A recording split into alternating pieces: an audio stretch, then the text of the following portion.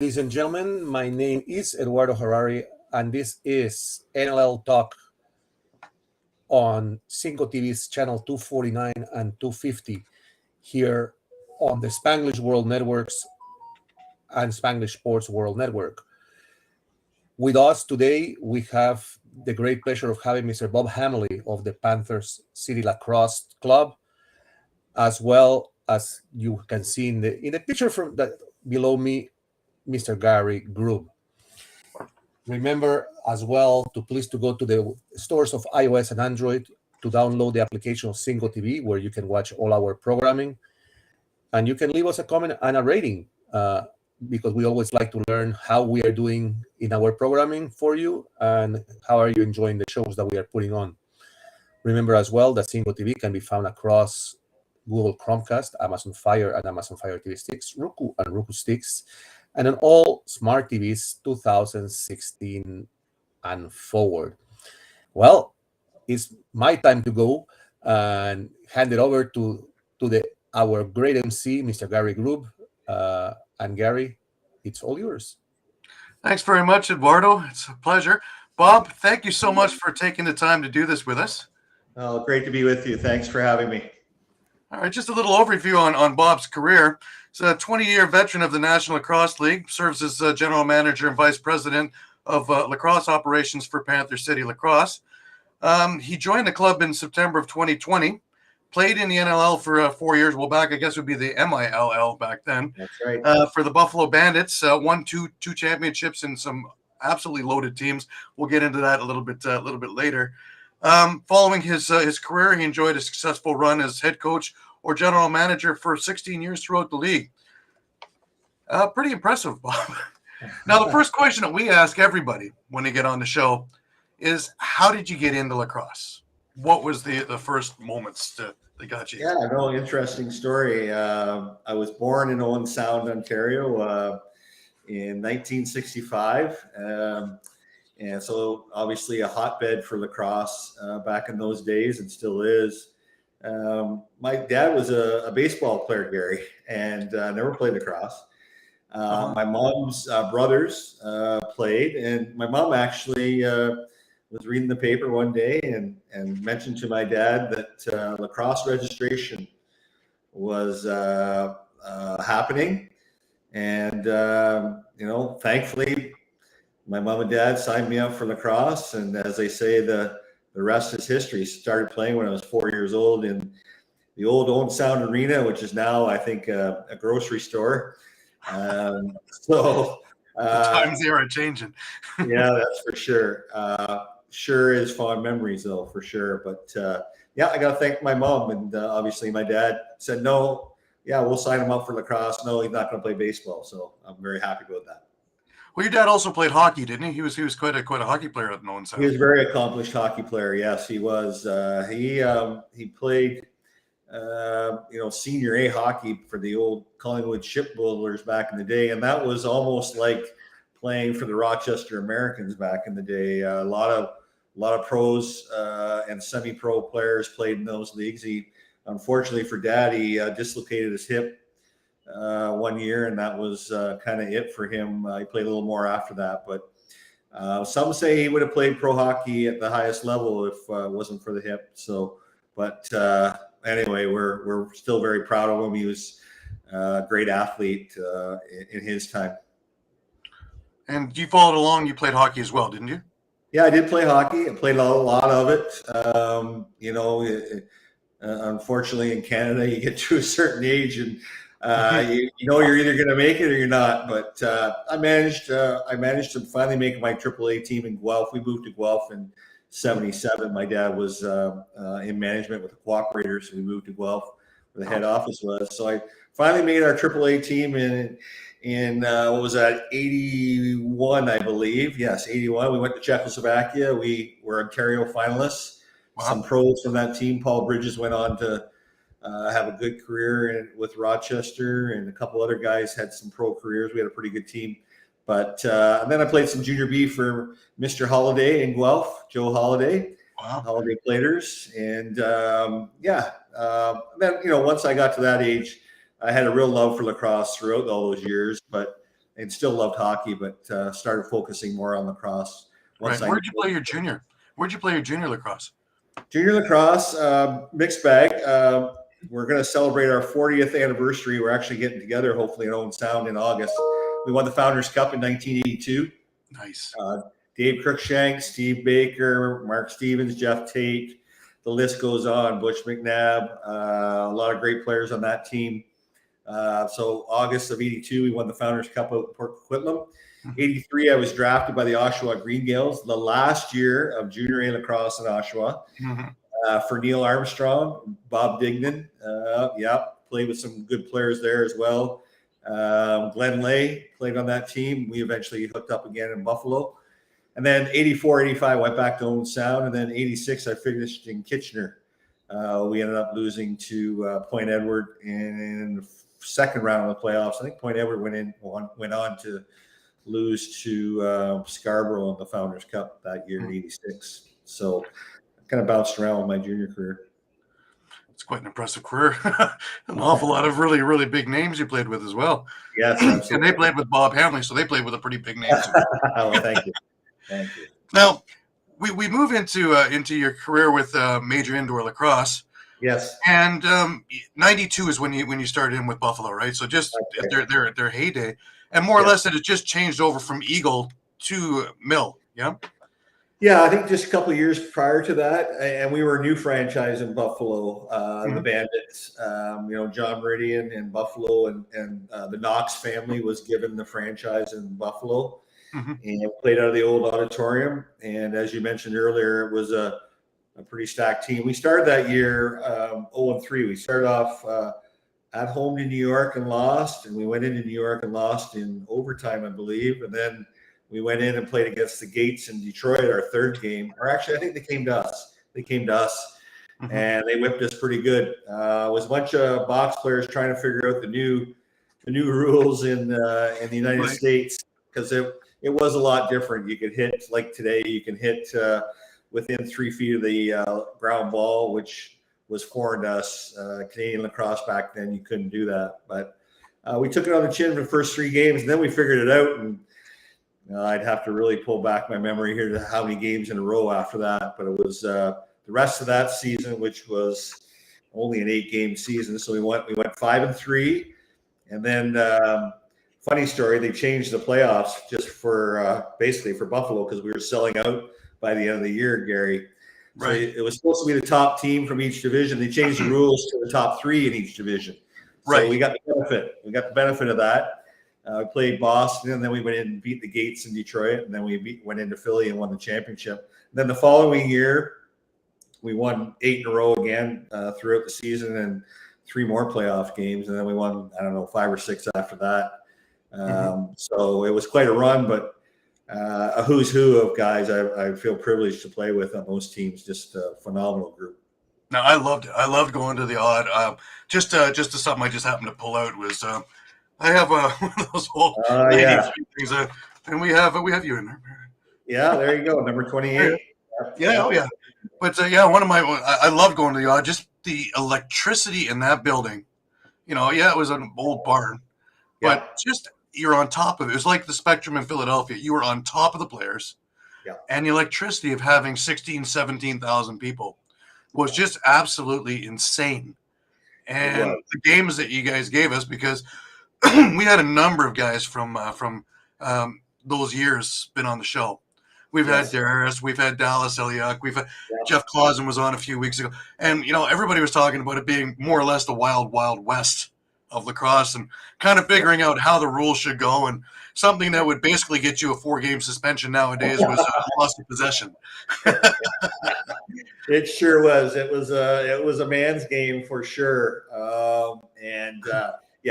Back to the odd, 16,325 people. That's what they announced. I think there's probably closer to 17, but by the time you got standing room in, but the old barn was just rocking. It was like nothing like anything else. And I think we sold out something like 16 games in a row. The city really took to it.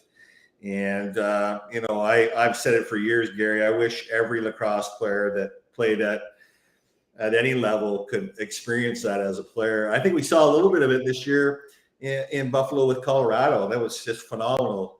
The crowds for that as well. Yeah. So Buffalo has really become, over the years, a real lacrosse city and one of our cornerstones in the National Lacrosse League now, for sure. Oh, absolutely, absolutely. Now, I want to talk about some of the guys that you played under. You played under Les Bartley, Johnny Meridian. You mentioned Buff McCready. Yeah. Just the knowledge that would come across. What was it like to be in a room where Les was commanding the team? Because he really wasn't one that would be screaming around, but he commanded respect from everybody. No, Buff did a good job. We were still trying to find our way the first 3 games. So Buff McCready's a legend. Anything you talk about Buff McCready, no one's ever said a bad thing about Buff. Mm-hmm. But to John Meridian's credit and to Buff's credit, Les jumped on board, and to Les's credit, he was not a guy that probably played at a high level, loved the game just like you and me, Gary, but he worked so hard to become a great coach. But the one thing he had was his communication skill and his leadership skill and his able to talk to you about the game, about strategy. How are you feeling? Where can I put you to have success? And he worked hard and tirelessly. He became a video nut. He's the first one to, in 92, 93, we were watching film of other teams. Right. And he just became such a great coach, and he worked so hard at it that you could not help but respect Les. And that's one thing I've learned from him is just that communication, being able to get with the players and try and get to put them in position to be successful. And the one thing he had in Buffalo was a lot of great players. And we all know, Gary, in any game you play, you can put a bunch of great players together. It doesn't mean they're going to be a great team. Right. Les just fortified that for us. He put Derek Keenan in the right places. He put John Tavares in the right places, Bob Hamley in the right places, that we were successful. And so, all the accolades that Les gets now, and God rest his soul, he deserves, because he really worked so hard at it and made all of us come together. And we were really lucky over here and being in Toronto is that I was able to watch him in Buffalo mold a team there. And then again here, with the Ontario Raiders first, but then here with the Toronto Rock, and watch him mold that dynasty of the early 2000s. We had Jim Veltman on the show also a ways back, and he mirrored exactly what you just said about the communication skills. He also brought up the video and things like that were just it was unheard of. Like the only other person who really was doing it, I think, was Roger Nielsen in hockey, and everybody else was kind of that's not the way we did it. And so a couple of steps forward to bring it, and look where it's come now. Yeah, no, absolutely. And I wondered, now I look back upon it, he had a young family. He was the leader of the union for General Motors in St. Catharines. I wondered if he slept, where he found all the time to do all these things. But he did a wonderful job, and I was thrilled to be, one of the guys that kind of carried on and did some coaching in the league, and here I am GMing in the league. It's we're very fortunate to have Les in our game, for sure. Yeah, I can only imagine if cancer hadn't taken him so young, really what he could have accomplished over the next 20 years that we were talking about it. Because you look at such a young life, and what he accomplished is amazing. Yeah, no, you're absolutely right, Gary. And people talk about it all the time, the coaching tree that has fallen under Les. And that's the other thing he did too was, the assistant coaches. He challenged them. I know Ed Camo is a really good friend of mine. Eddie worked for him. Derek worked for him. Jammer in Toronto, and I knew Eddie was going to become a good coach one day, but he learned from Les too, and just made him that much better. And so Paul Day, Troy Cordingley, myself, Derek Keenan, the list goes on and on. It really is amazing, isn't it? It is really amazing. It is really amazing. Absolutely. Right. Now, not to sell yourself short, because, in the 4 years that you played, 44 goals, 61 assists in 31 games, that's pretty good numbers. Especially for the league, because that was some crazy, crazy play. Yeah, no, and in 92, 93, I wasn't the oldest guy. I wasn't the youngest guy. I was kind of maybe in my heyday a little bit, or maybe just past. But I can tell you, Gary, you're playing with John Tavares. I was on the top of the power play, so I look to my left, and there's Darius Kilgore waiting for a pass. I look to my right, there's Derek Keenan waiting for a pass. I look down the crease, and there's John Tavares waiting for a pass. On the other side, it was either Kevin Alexander or Rich Kilgore. So I benefited. Let's be honest. I could play, but there was some guys around me that were just outstanding, and I just tried to do the best I could. It was a lot of fun. It really turned into a team. It really turned into a team, and a lot of talent, but we really came together as a team. Credit to Les and Johnny and really the guys that were in the dressing room. We could have been worried about our points or what have you, but we were all competitors. We wanted to win so bad that it really was fun to be a part of. Having all the Kilgore brothers there too, you could walk easy along the floor too, because you knew there was someone there to cover you.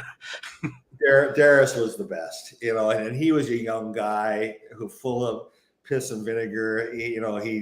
You had to talk to him, and that was another good thing. You had Keenan, you had Veltman, myself, Brian Hall, guys that have been around the block, have won, understood. Darius was a winner. He always will be a winner, and you had to pull in the reins a little bit. And the credit to Darius, he listened to us, and I think he learned a lot from all of us. He was probably one of my favorite shows too, because Darius is such a character, and he has so much to tell. And you're talking about coaches. Well, there was your player's coach. Yeah. So much so that they all wore a mohawk. So off he went to the dressing room, and 10 minutes later he was out with a mohawk. He was one of the boys, regardless if he was in coaching, playing, general manager, shouldn't make a difference. So. Yeah, no, and a real student, Gary, of the game. If you look at the defenses in the National Lacrosse League now, a lot of that started with Darius. And they're maybe a little bit not modified, but that's really Darius's defense. A lot of teams play now. He started that, and a lot of good lacrosse minds have modified it here and there. But he was a real student of the game, and I was proud to be his teammate. I played a lot of games against him in the summer too, Gary, and it wasn't fun playing against him. I'll tell you that much. Tough guy. Yeah, that's the MSL years. MSL years. He was in my last year of real serious lacrosse.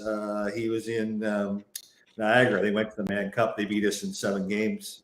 And the 7th game in Niagara, my mission was to try and get Darius. He got a couple early penalties, and back in those days, if you took, I believe it was 5 penalties, you were kicked out of the game. So once he got 2 penalties, 4 minutes, I made it my mission to see if I could, get him to the 5th penalty. I think I got him to 4, and I got a black eye out of it too.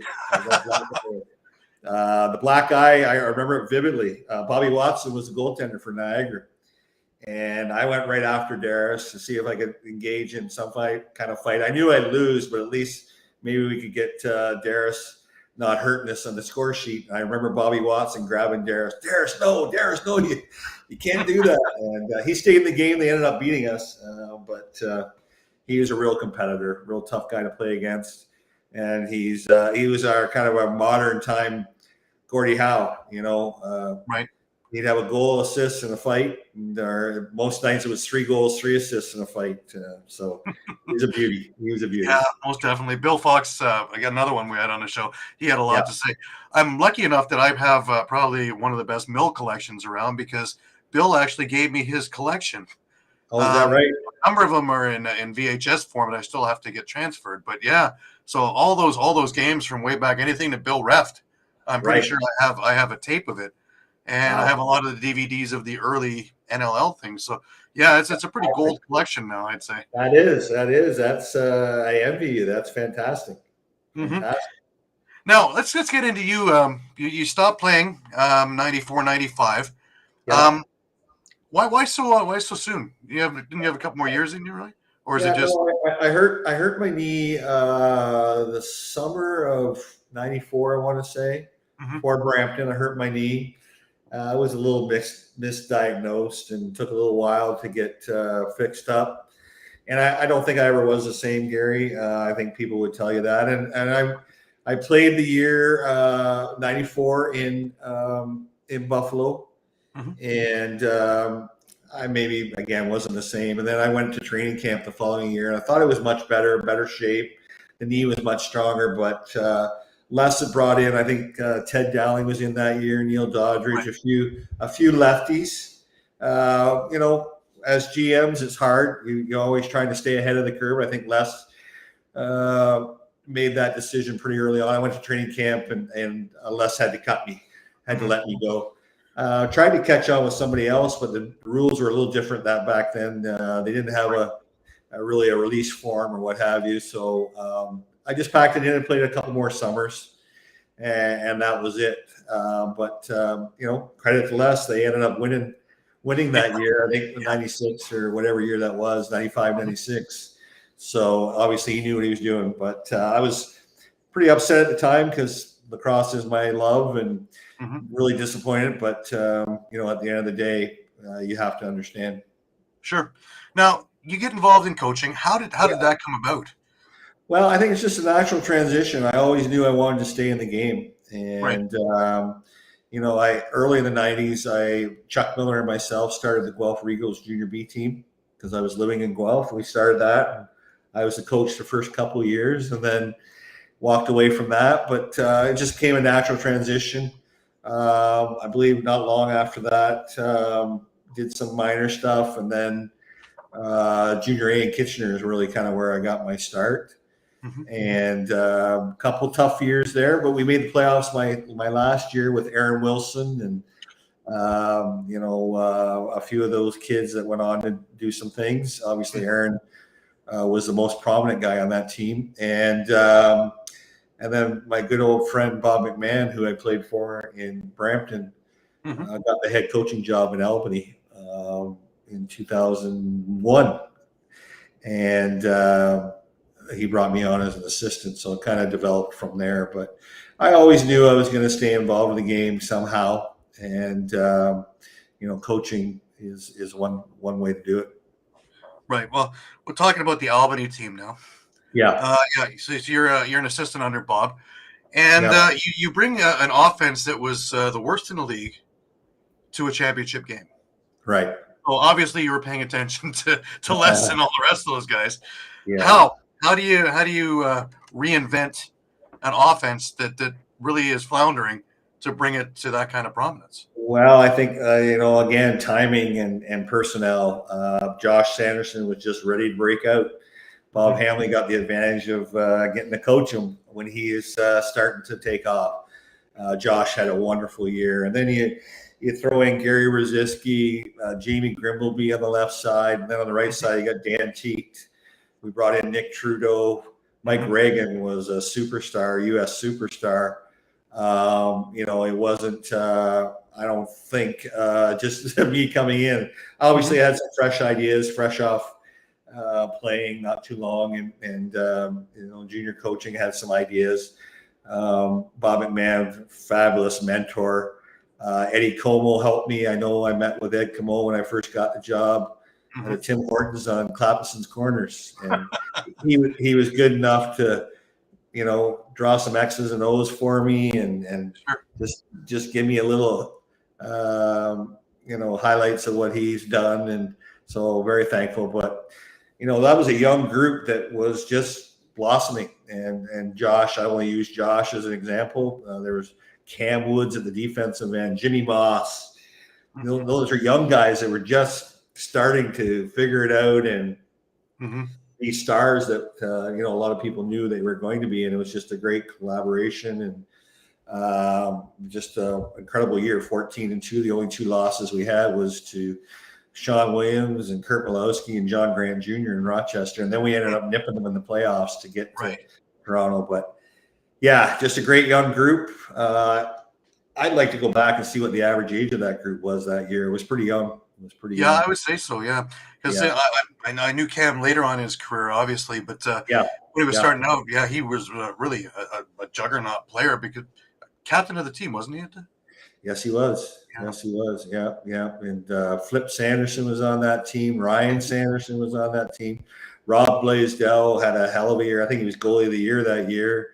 Right, sure. Just everything came together. And Bob McMahon's just a terrific coach. Yeah, I've had a number of meetings with Bob. He was doing the Oakville Titans. Yes, In, right. Senior B, and Yeah. just the way he goes about things is not your normal run-of-the-mill coach. No. He is full of fervor, we can say. Yes, But yes. he's funny at the same time, so he's never going to really berate anybody. But What's the not, point across? not out in public, anyway. he will get his point across. Is really a good way to say it. Yeah. Well, Bob's just great because I think we all would love to work for people that just hire you and let you do your job. That's what Bob did. Mm-hmm. When things were maybe going south or weren't going the way it was supposed to, he'd insert himself. But he really let his people do the work, and under his guidelines and under his rules, and he's had a lot of success with it. But it was great to see him win a championship in Calgary a couple of years ago. For sure. Yeah, for sure. And that trophy made it over with the Oakville Titans to come out to the Rock facility for some of the games. So yeah. It was nice to see the trophy again too, right? Yeah, absolutely. But it's going to be probably a theme that we keep coming back to with all of you guys is the patience to develop younger players. Right. Bob has it. You have it. When we get into your coaching staff, we'll discuss about that as well. But it all seems it came back to, again, it's a Les Bartley trait of having the patience to watch someone make the mistakes, learn from them, and develop. Yeah, absolutely. Lacrosse players, I've always said it. None of us, when I got cut in 94, 95 by Les, I'd never been cut with lacrosse. Right. So lacrosse players really, they go through their minor and their junior and it's basically show up and you play, but it's become such a skilled game now, Gary, right? Offense, defense, that you really, for a team to be successful, you have to have some growing pains, and that's one thing I learned from Bob. One thing I learned from Les is patience, understanding, how do I get that person to be successful? Where do I have to put them to be successful? And, Albany, for example, Josh, which is so good with the ball. And then you add in a Dan Teed on the other side, who's so good off ball. It's a coach's dream, right? And there were some nights, it was tough with the young guys, but patience, communication, the player understanding that you got their back, that's very important. You don't want to go into something knowing, okay, well, if I make a mistake, then I'm done. And that wasn't the case on our teams. It was very important. The player knew, hey, we know we're going to make mistakes. Coaches are going to make mistakes. We're going to call timeouts at the wrong time, call the wrong play against the wrong defense, whatever. Patience and communication was something that, we feel like it's very important. Right. Sure. So you move over to Columbus in 2002 as a head coach. Right. And after 1 year, you're moving to Arizona. So you have a chance to well, it's not an expansion team, but new ground, new environment, trying to figure it out. Let's talk about the Columbus year before that. I had heard a story about a lot of bus riding. Well, it's a true story. We used to meet at the old carpool in Burlington there, just before the Skyway, hop on a bus and drive 8 hours to Columbus. And that year, Albany was in our division. Ottawa was in our division. Montreal. So I know Montreal wasn't in that year, but so a lot of bus rides.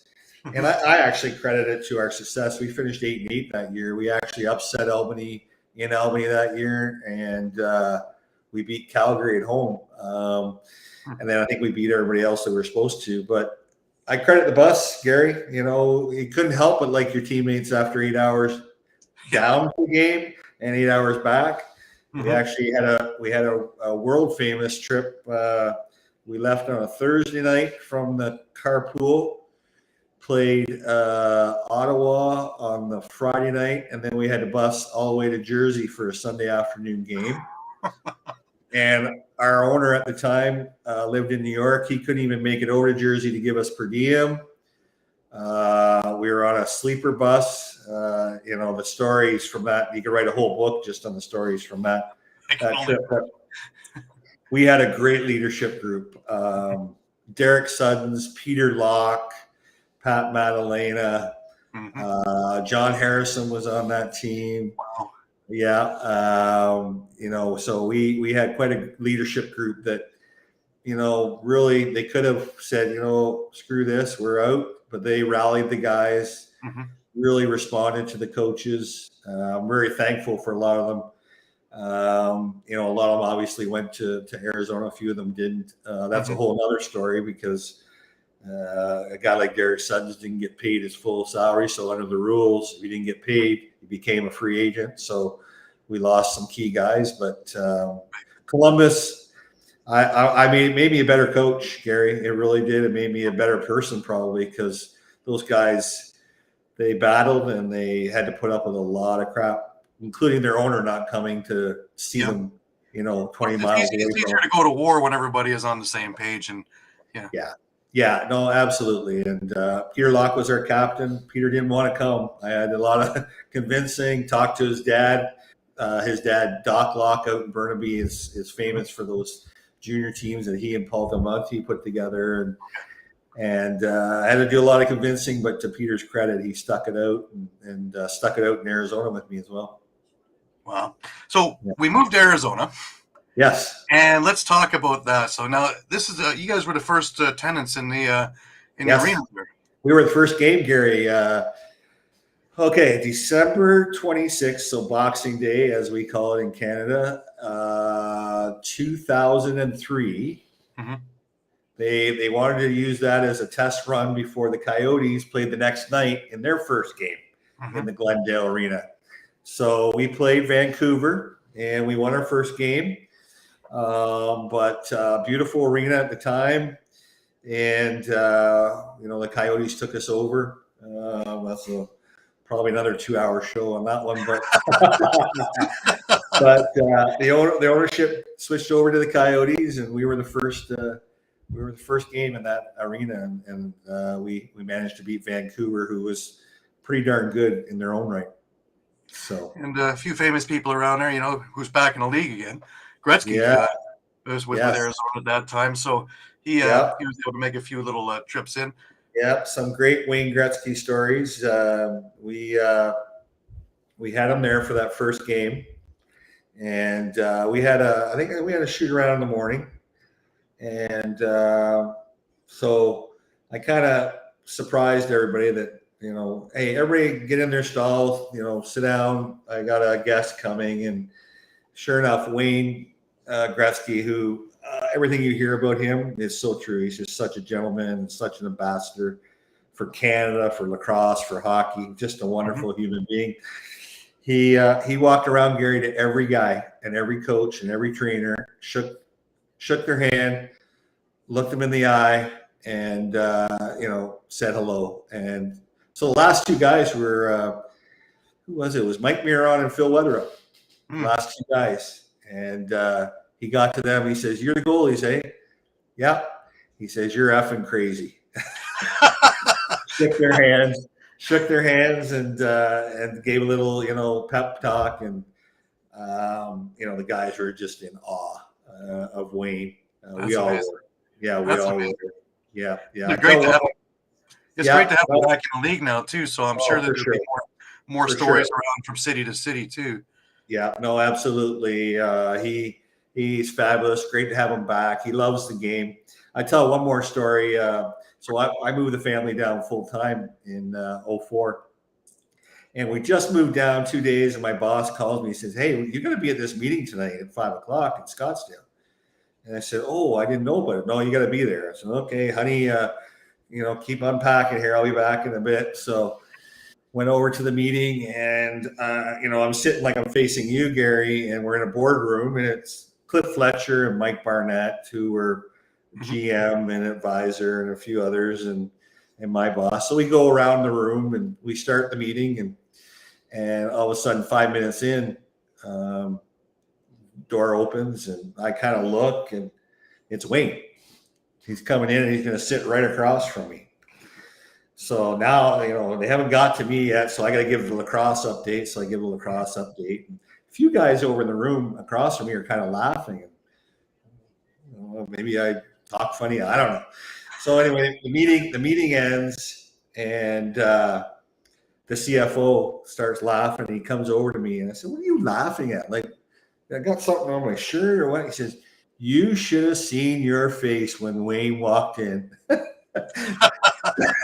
Yeah. And I'm sure it was. It was like, oh boy, such an awesome guy. But yeah, I tell that one all the time. Now you hire Bob McMahon as your assistant now. Right. Yeah. Full circle. Absolutely. That was the year Albany was sold to San Jose, and Bob. I think they wanted Bob back. I'm not sure. I don't remember, Gary, exactly what the story was there. Mm-hmm. But Bob, said to me, he says, "I'm not going back to I'm not flying to San Jose. I don't want to do that." Mm-hmm. And I said, "Well, I think I'm close to getting the Arizona job. Let me get this solidified." And when I did, I phoned Bob right away. There wasn't anyone better to be in that role. And again, the rest is history. But Bob's just such a fantastic person, a mentor to me. Mm-hmm. This was my second year of being a head coach, and now I was the GM too, which I hadn't done. So to have him, as you know, Gary, Bob will tell you what he thinks when you ask him. And what do you think of so and so? He's not good enough.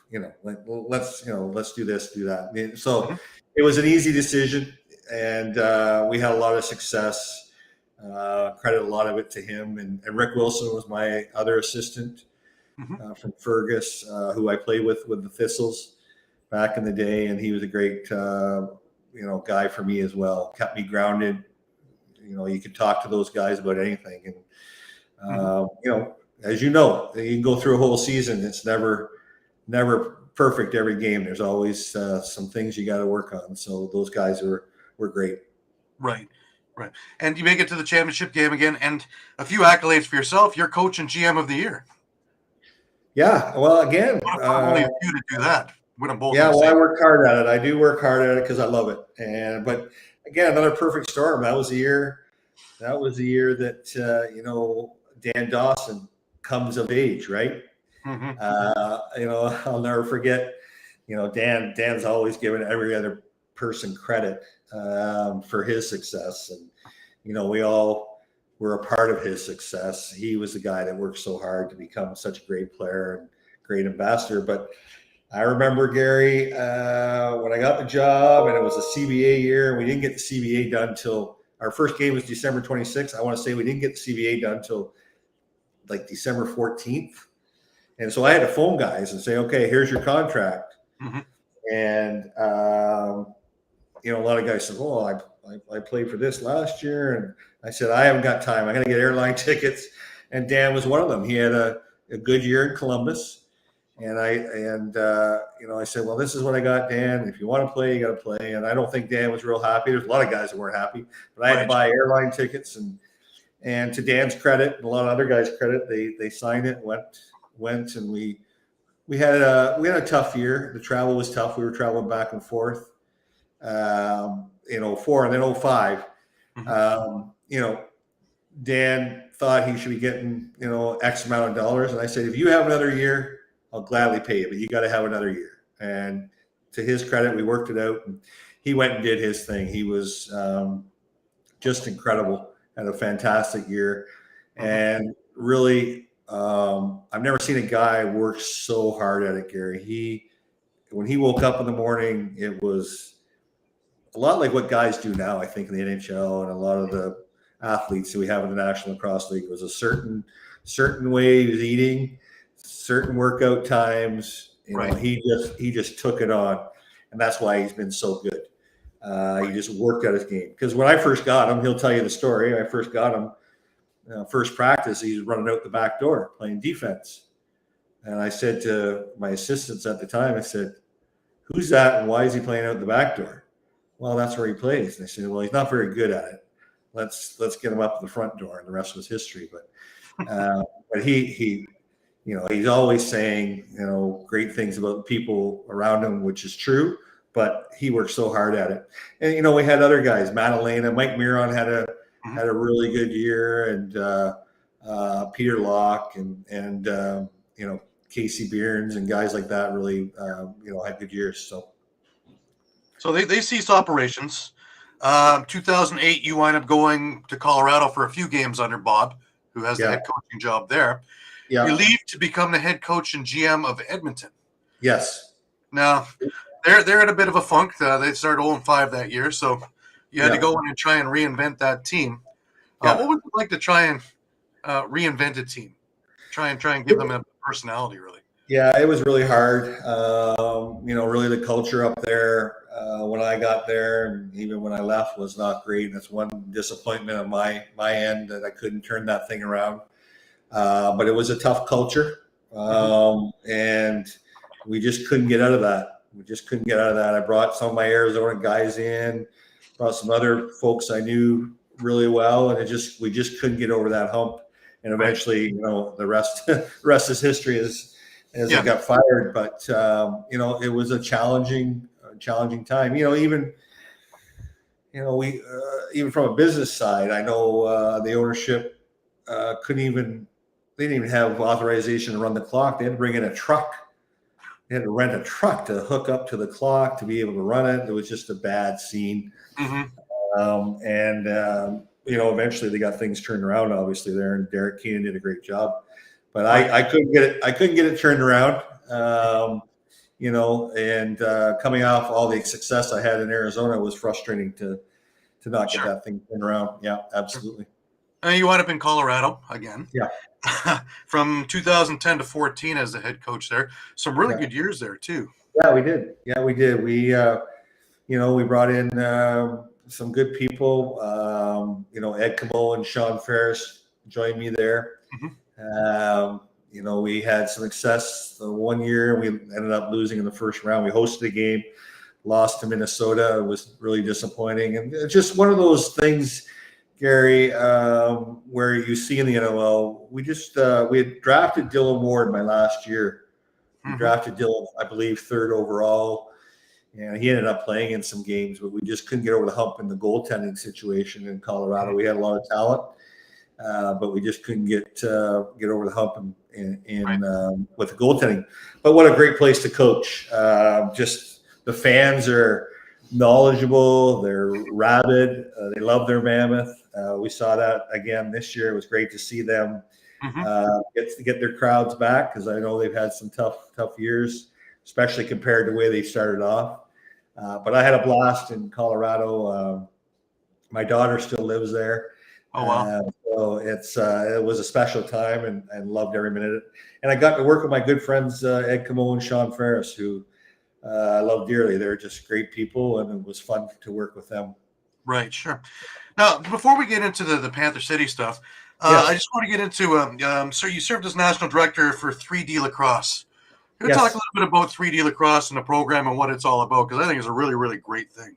Yeah, no, it was started by Jamie Monroe out of Denver, Colorado.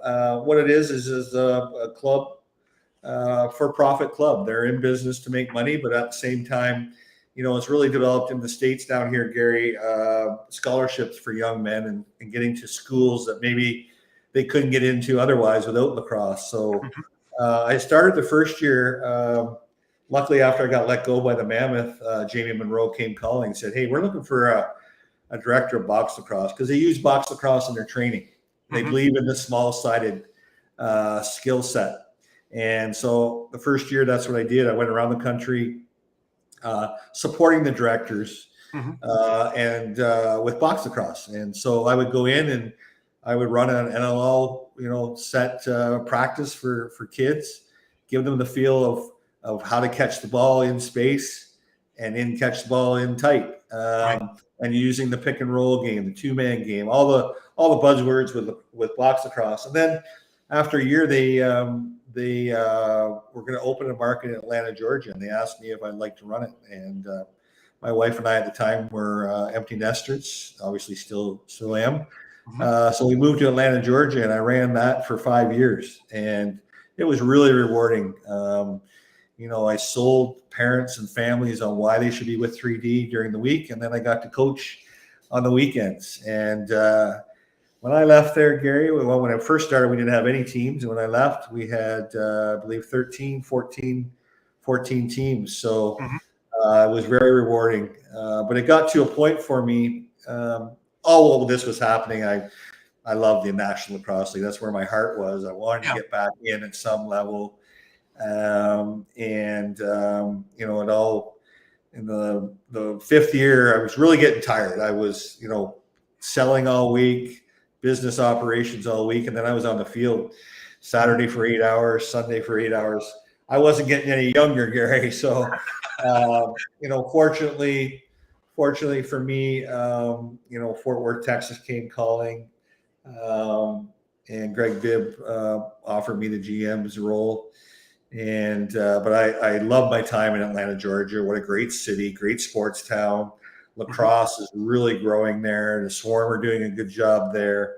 3D is doing a good job there, and they're putting kids. Gary, when I was there, I had a Hopkins commit, a High Point commit, Richmond commit, Drexel. Some really great places for kids. I keep in touch with them. Right. I got an Air Force commit that I keep in touch with. Nice. So rewarding. Those kids, like Air Force, like kids got a career for the rest of his life, got to play lacrosse too. Really rewarding, and still hear from him. I ended up coaching high school as well there at South Forsyth for 3 years. And that program had never made the playoffs. We made the playoffs 2 out of 3 years that I was there. It was really, really rewarding to see those kids compete at the highest level in Georgia. So a lot of fun over there. A lot of fun. Wow. Yeah. Wow. Tireless. So Panther City. Yes. And in 2020, and they become a team. Yes. Now, Mike Pinball Clements, who's the general manager and was a player here for the Argos, he's now the general manager, who's a vice president for the Argos at one point. Now, he's always said that I don't want to be the smartest man in the room, so I want to hire the smartest people to be around me to make me look like I'm the smartest guy in the room. Yeah. And I think, honestly, with your coaching group, you've done that. You hired Tracy Koleski, first off, as your head coach, and, well, he won Coach of the Year this year, so obviously you saw something that we all knew already. Dan Teat, who I've had a lot of experience with, being part of the Brampton organization, and, of course, his patience of developing youth and being able to really get the most out of them, and, of course, Speedy Stevie Toll. Yeah. So, and it paid off. It paid off in dividends. You were able to put together in my eyes, a really decent team that had a mixture of veterans and youth, and really were able to mold the two of them together. Chad Cummings is your captain. Jeremy Thompson, that goes without saying. Hosek, Phil Caputo, who really was able to spread his wings for the first time, I think, in the league, because he's always been in different roles that didn't really suit him, I think. Nick Moody in goal. Yeah. And then having the youth of guys like Patrick Dodds. I think two of your best moves was getting Cam Milligan and Dean Farrell midseason, because I think as soon as that happened, also your winning streak happened. And I think that had a lot to do with it, because Cam is a great player. He's a great guy too, and his dad Jim, I know him quite well too. So they're really, really good lacrosse IQ'd people that you have around, and it's only going to get better, I think, because you have Jonathan Donville coming on, and well, if anybody didn't see the Maryland stuff, or watching him in Premier Lacrosse, it's pretty amazing what's about to happen too. Yeah, well, you're bang on, Gary. The first steps for me was finding a head coach, and I did my due diligence. Fortunately for me, I knew a little bit about Tracy as a player. I coached him with Team Canada, and Coach Dan, of course, in Albany, and Coach Steve Toll in Team Canada as well. So I knew all those guys. But first off was the head coach, and there was a lot of great candidates. Really, what I didn't know about Tracy is he spent a lot of time in the defensive door, because we all know Tracy as a player is one of the best offensive guys to ever play, and one of the warriors. Just a guy that really battled his way through a great career. So over the interview process, I got to know Tracy, and as soon as he started talking about the defensive side of things and what he wanted to do, that's really kind of along with the culture, creating a culture, really won him over in my eyes. And he was clear-cut guy that I wanted. And, and then it was, talking to him about assistants and players and what have you. We spent a lot of time on it, Gary. Mm-hmm. I have a director of player personnel, Jordan Cornfield, who runs the minors out in Edmonton, mm-hmm. who I know watches a ton of tape. Ken Watson, our scout in Ontario, Kyle Goundry, our scout in the West, and we had John Grant Jr. down here. We met pretty much from November of 2020 right through to the day we picked. We met twice a week on Zoom calls. Put a lot of work in. We had some fisticuffs over Zoom. We worked tirelessly, and it's like anything else, Gary. Good timing, a little bit of luck.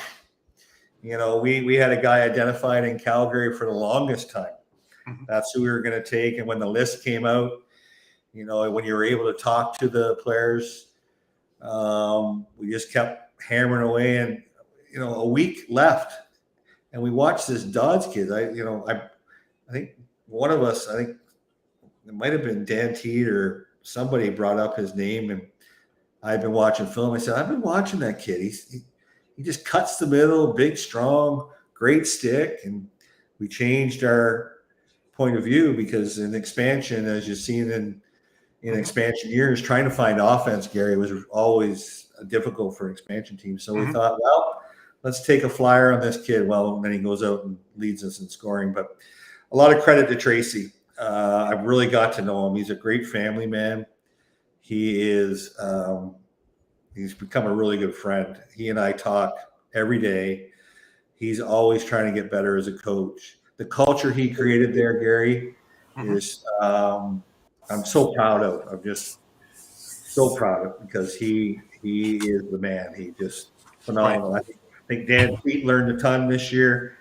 I think Steve Toll learned a ton this year. I know I did, all from Tracy, and he is deserved Coach of the Year. He did a hell of a job. Right, and you came within an eyelash of making the playoffs in your first year, which is incredible for an expansion team. So I think the future is really, really bright for what you're building there. So, well, I appreciate that. We think so too. And you mentioned Milligan and Farrell. We were really struggling on our power play. I finally said to Tracy, "We got to do something. Our power play just stunk." And we always knew about Millie. And he said, "Well, there's Millie." And I said, "Can you run a power play?" "Yes, he can run a power play." Then let's get him in here. And sure enough, we had Farrell in camp. He was our last cut.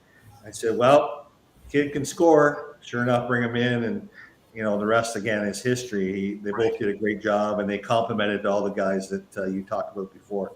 Will Malcolm, guy, he's like the Josh Sanderson I mentioned in Albany. He's just blossoming. He's starting to come into his own. Same with Dodds, Caputo. They're just coming into their own, and we're very fortunate to have them on Panther City for sure. Well, I want to thank you, Bob. That was one of the quickest hours I've had talking lacrosse because it's terrific. Your career has been amazing, and I think it's just really starting to take off because the GM thing here in Panther City, I think the sky is the limit out there. So I wish you all the best of luck. Thank you. I really appreciate you, Gary, for having me on. Eduardo, thanks for having me on. It's been it's always great to talk lacrosse, and keep up the good work, guys. I wish lacrosse could keep moving forward towards the elite level that it deserves. And thanks to you guys for bringing it to the forefront. I really appreciate it. So we want to thank Bob Hamley of Panther City Lacrosse. I think we want to have you again, Bob, because it's great stories and great insight into the game from all perspectives. Well, thank you. So I just want to thank as well Gary for hosting this show in the absence of our great leader, Mr. Frank Stanisci, the Candid man. And reminding everybody that this show can also be heard across the Spanglish World Radio Network and its affiliates on social media. Remember to go to our website, spanglishworld.ca, for all the news and programming. Remember that you can also read the great stories from our columnists and our hosts of the shows in La Portada Canada and Spanglish World and spanglishworld.ca. And I want to remind you that the NLL talk, watch it, hear it, read it, download it, but especially live it, because the NLL is sport and sport is the NLL. Until the next time when we meet again next Thursday at 4 p.m., this has been Eduardo Harari on behalf of Candid Frank Stanisci and Mr. Gary Groob, and thanking again Mr. Bob Hamley of Panther City Lacrosse. Until then, we'll see you and farewell.